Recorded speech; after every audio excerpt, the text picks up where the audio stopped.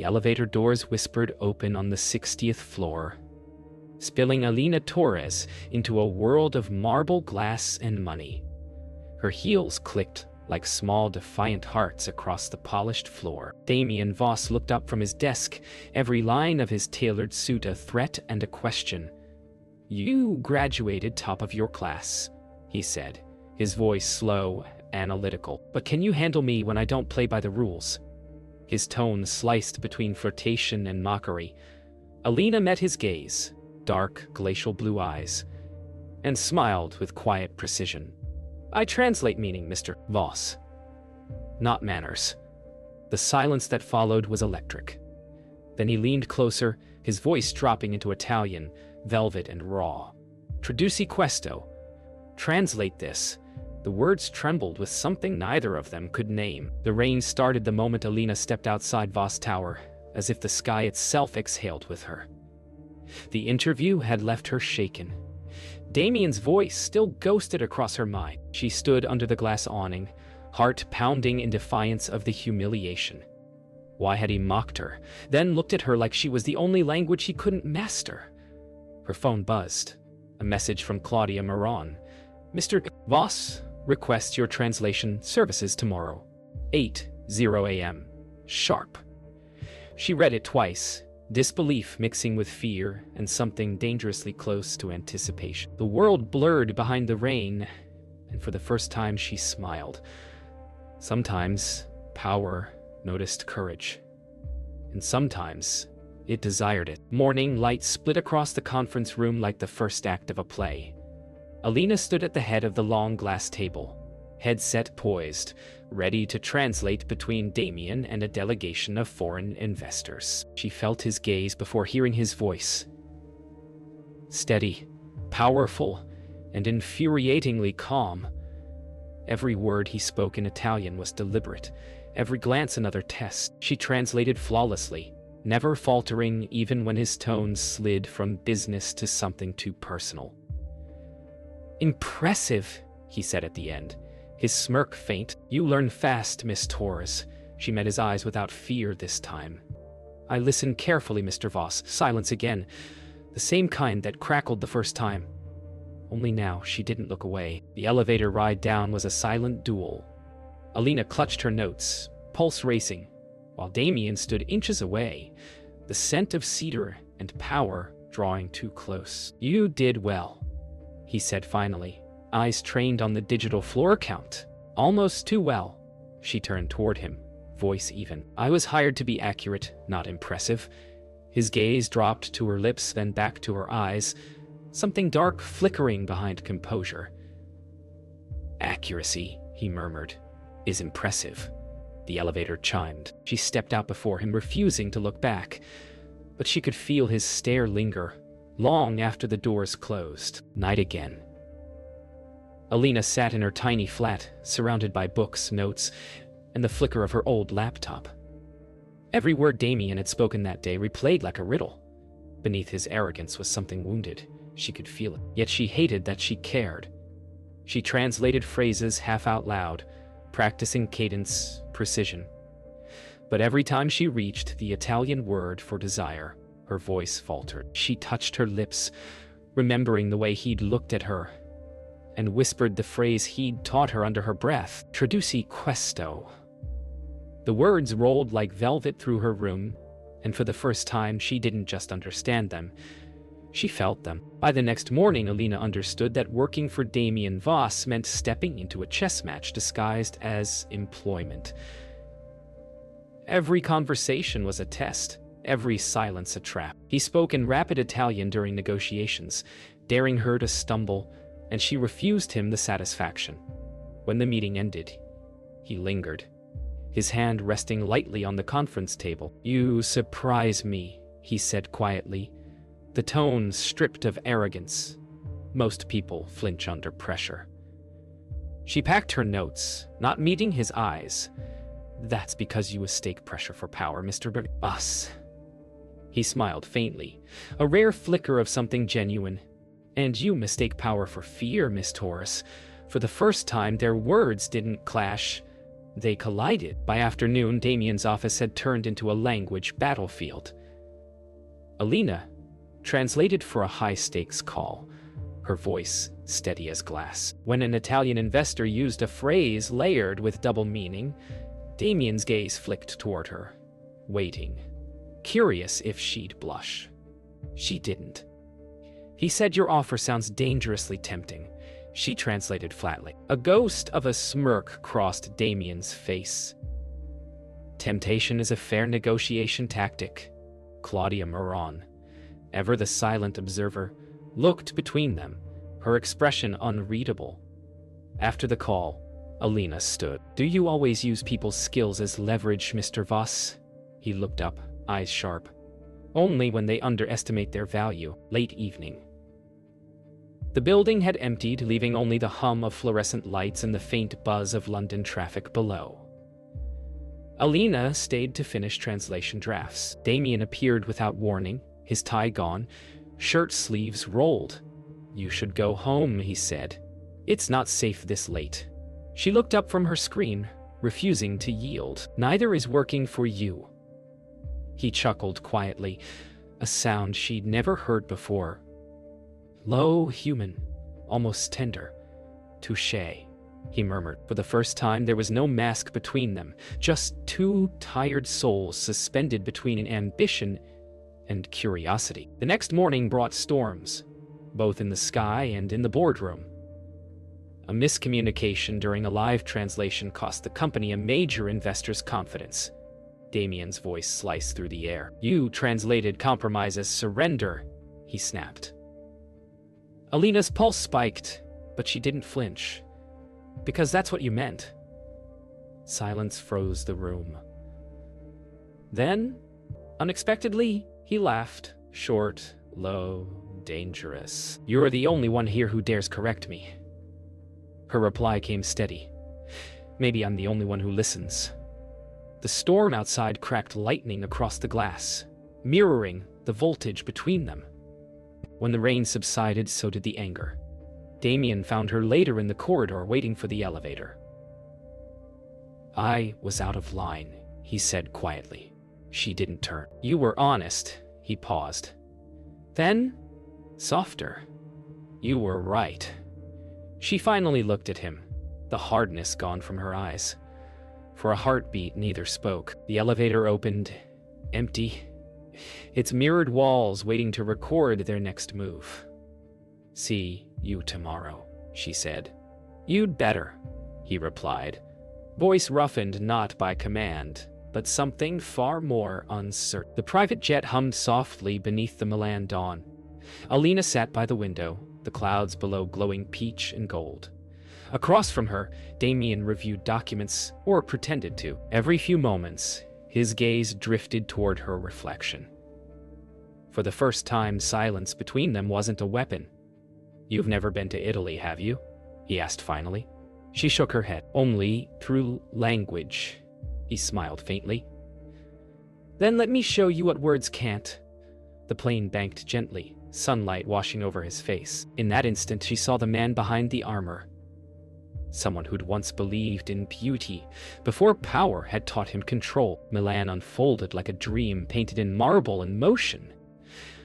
Alina followed Damien through a whirlwind of meetings, translating every word, guarding her composure. Yet, in the quiet spaces, between sentences, between glances, something unspoken grew. In the elevator to their hotel suite floor, he asked, "Do you always hide behind your professionalism?"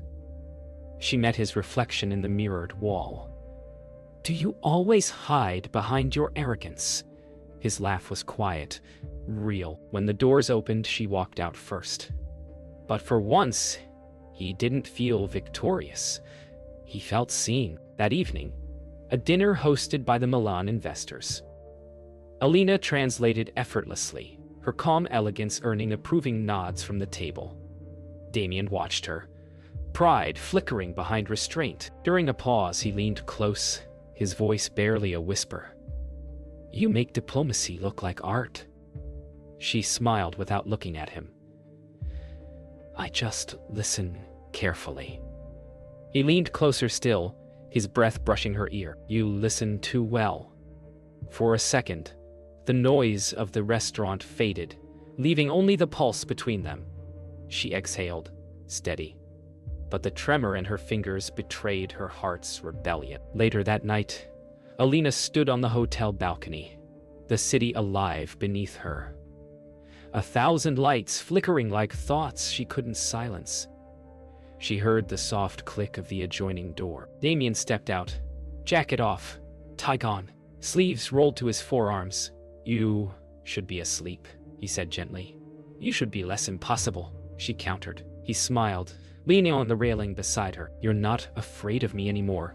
She turned toward him, voice quiet. I never was. The night wind carried the scent of rain and possibility. For a heartbeat, he looked at her like he was finally translating the language of his own heart. The morning flight back to London felt heavier, not with exhaustion, but with something unnamed.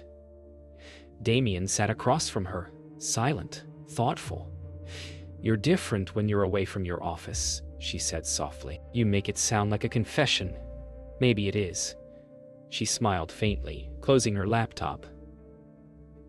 And what's your truth, Mr. Voss? His gaze lingered on her.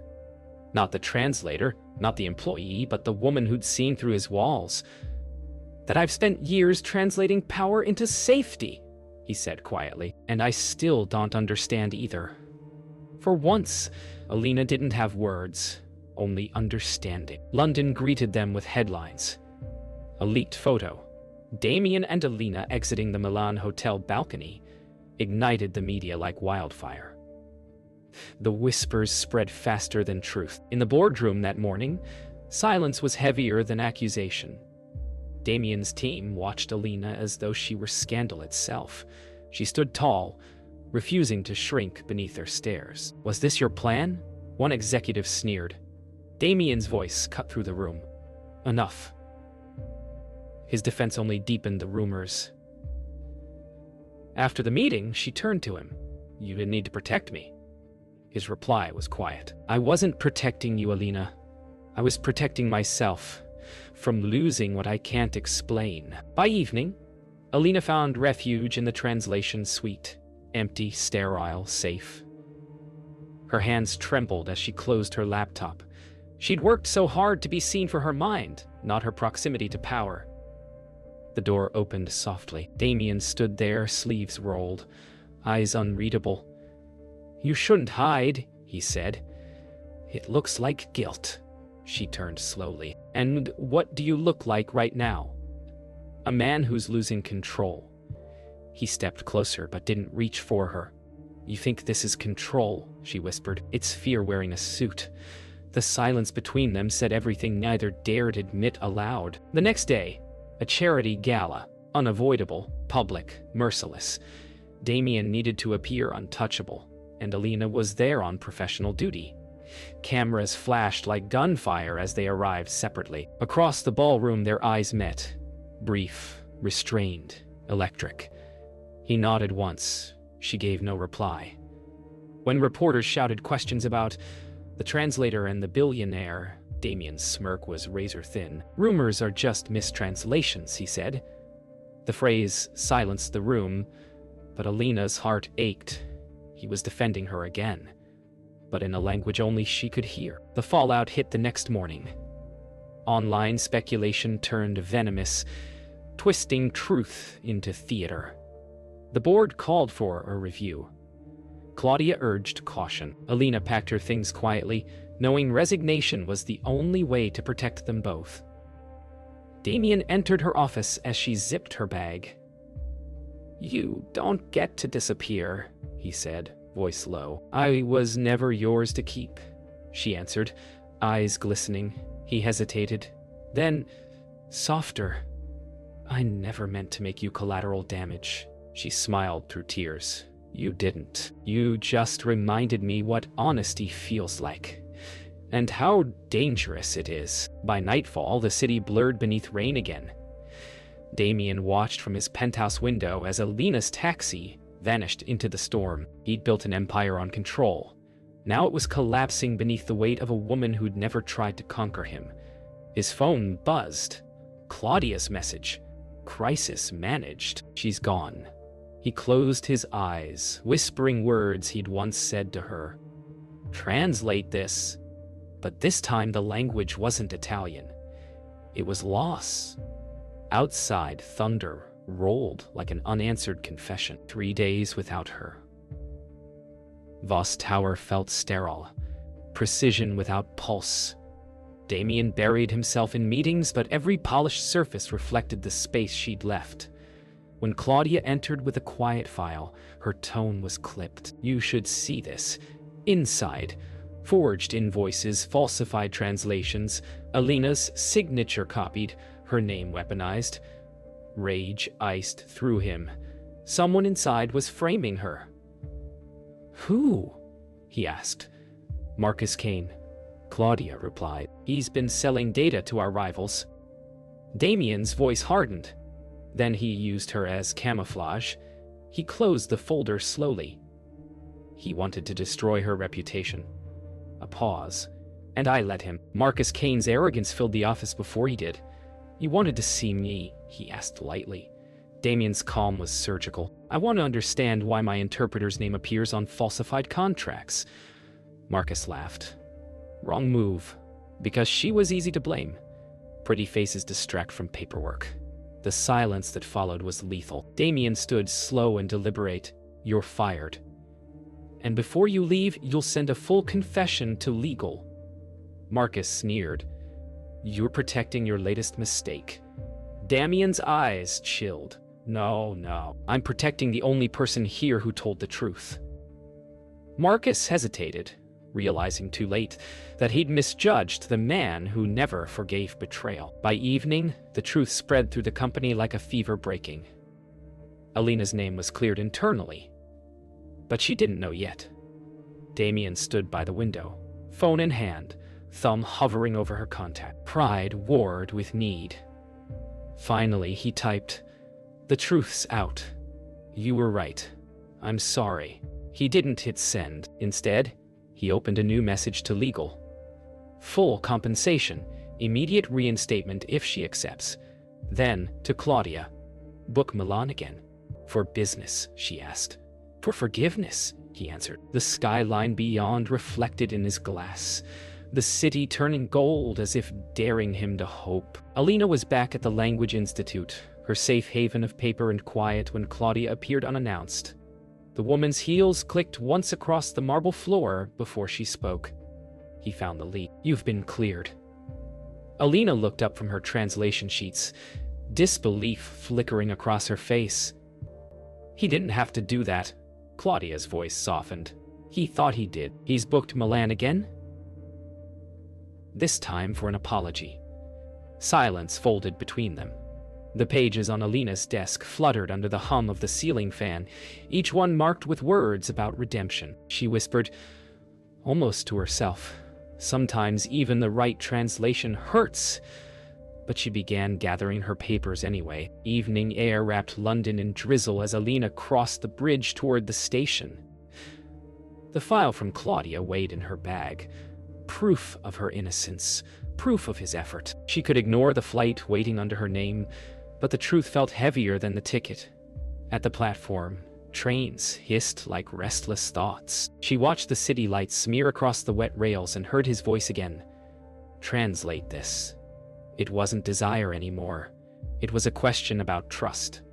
A gust lifted her hair, cool and metallic. She exhaled once, long and certain, and stepped onto the train. The door slid shut with a whisper that sounded almost like beginning. Milan again, the same city but different people. Damien waited in the hotel lounge, posture composed, eyes restless. When Alina entered, the air shifted. She moved with calm precision, though her pulse thundered in her throat. You wanted a translator? She said quietly. No, Damien replied, standing. I wanted forgiveness. He gestured to the chair across from him, his voice low. I never learned your language, the one that doesn't hide behind words. For a moment, she said nothing. Then softly, it's called honesty. The silence that followed wasn't sharp anymore. It was raw, alive. Two people, finally speaking the same tongue. They walked through the streets after dusk, Milan alive with soft rain and neon. Damien spoke of Marcus, of guilt, of fear. "I built everything to prove I was untouchable," he said. "Then you walked in, and suddenly I wanted to be understood." Alina kept her gaze ahead, voice steady. "Understanding isn't weakness, Damien. It's translation. Turning what we feel into what we mean." He stopped walking.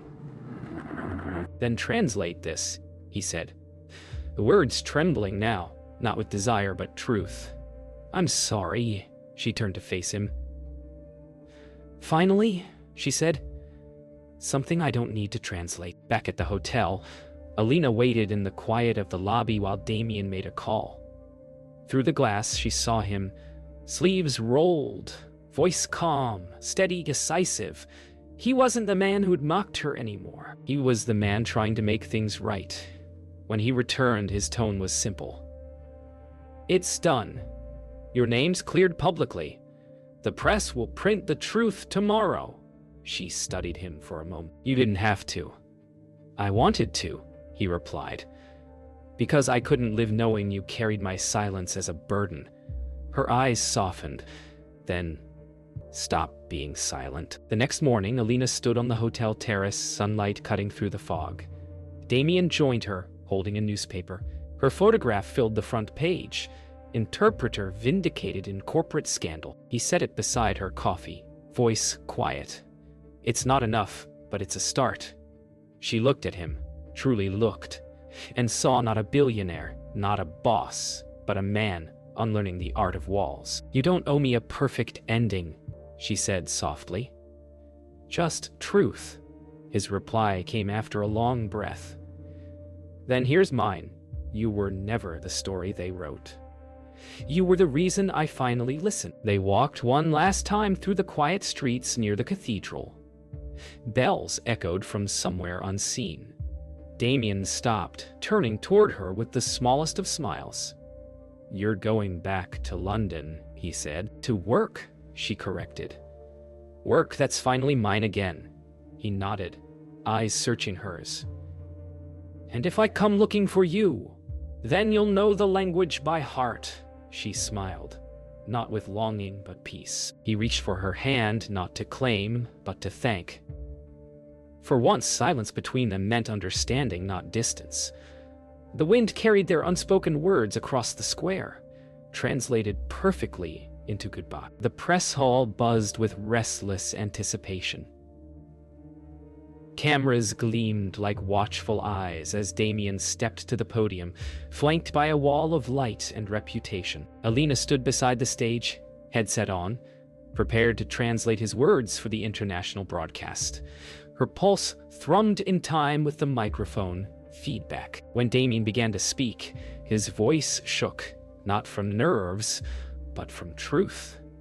"I once built an empire on precision," he said. "But the most powerful language I ever learned came from a woman who taught me meaning through honesty." Across the crowd, Alina's eyes lifted. For the first time, his words needed no translation. As Damien continued, every word peeled away a layer of the man he'd been. "Alina Torres was accused of deceit," he said, voice firm now. "But the only deception was silence. Mine." Gasps rippled through the hall. Alina steadied the microphone, her voice translating his confession across languages. Her tone was clear, unwavering. She realized with quiet awe that she wasn't just interpreting his words. She was witnessing his transformation. When he finished, the room held its breath. Reporters expected rebuttals, scandal, defense. Instead, Damien simply looked toward her, eyes unguarded, and said, "You taught me that truth has an accent. It sounds like courage." After the statement, chaos followed. Flashes, shouts, the roar of vindication. Alina slipped backstage, overwhelmed. Moments later, Damien appeared, removing his earpiece, his calm gone. "You didn't have to translate all of it," he said softly. "Some things were meant for you alone." She smiled faintly. "You forget. I understand everything." For the first time, he laughed, weary and real. "Then you know what I meant." She nodded. "You meant it." Outside, applause echoed through the marble halls, not for scandal, but for truth finally spoken aloud. That night, the city turned quiet again. On a rooftop overlooking the Thames, Damien found Alina leaning on the railing, wind in her hair. "The story's over," she said softly. "Not for me," he answered. "For me, it's finally written right." He handed her a small envelope, her reinstatement contract. No conditions, no signatures demanded. "This time," he said, "I'm the one applying." She smiled, eyes shining with gratitude rather than longing.